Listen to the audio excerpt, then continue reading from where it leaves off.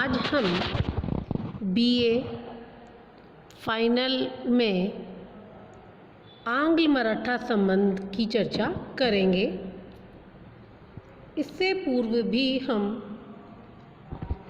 इस विषय पर चर्चा कर चुके हैं कि किस तरह से अंग्रेज़ों और मराठों के बीच संघर्ष आरंभ हुआ और प्रथम और द्वितीय आंग्ल युद्ध हुआ।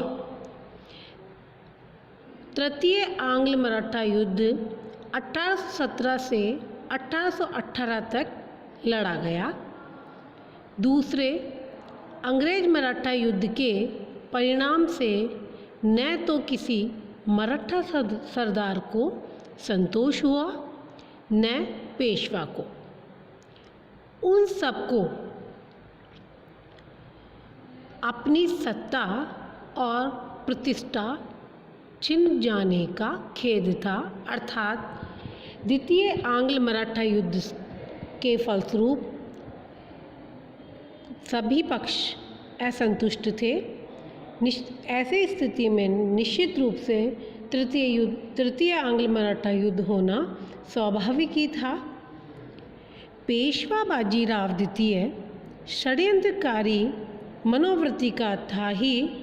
उसने अविचारपूर्ण रीति से अंग्रेज़ों को जो सत्ता सौंप दी थी उसे फिर से प्राप्त करने की आशा से 1817 में अंग्रेज़ों के विरुद्ध मराठा सरदारों का संगठन बनाने में नेतृत्व किया और इस प्रकार तीसरे मराठा युद्ध का सूत्रपात हुआ।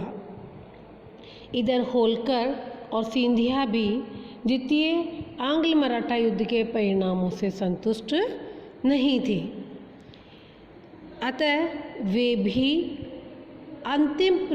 सत्ता प्राप्ति का अंतिम प्रयास करने के इच्छुक थे। यह युद्ध अंतिम रूप से लॉर्ड हेस्टिंग के भारत के गवर्नर जनरल बनने के बाद लड़ा गया।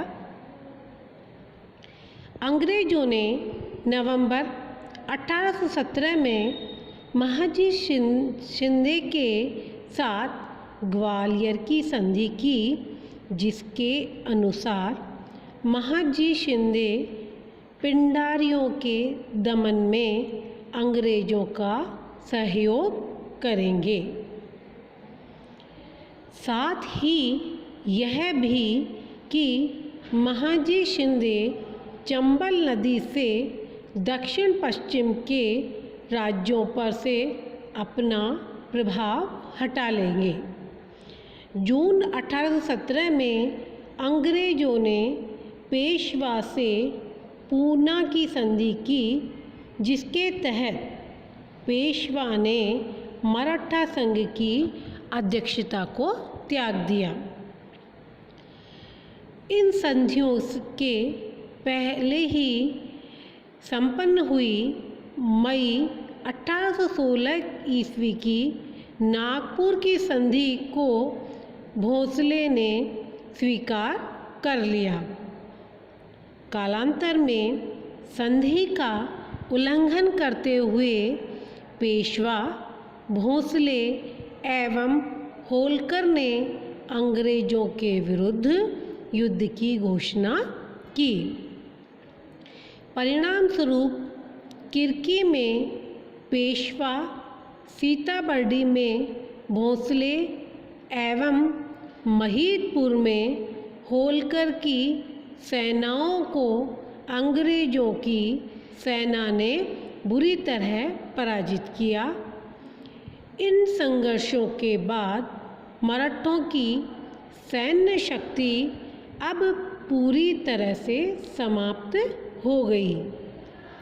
जनवरी 1818 ईस्वी में होलकर ने अंग्रेज़ों से मंदसौर की संधि की, जिसके अनुसार उसने राजपूत राजाओं पर से अपने अधिकार वापस ले लिए। इस तरह से कुल मिलाकर के पेशवा होलकर, भोसले और सिंधिया सभी अपने अपने स्वार्थ के कारण युद्ध में सम्मिलित हो रहे थे। अगर वे सब पूरे मन से एकजुट होकर के अंग्रेज़ों का सामना करते तो संभवतः भारत का इतिहास कुछ और होता, लेकिन देशभक्ति या देश के राष्ट्रीयता की स्वाभिमान के बजाय उन्होंने व्यक्तिगत स्वार्थों पर अधिक बल दिया, जिसका परिणाम यह हुआ कि अंग्रेज़ों ने एक एक करके उनको हराना शुरू किया। इसका अगला चरण हम अगली कक्षा में पढ़ेंगे।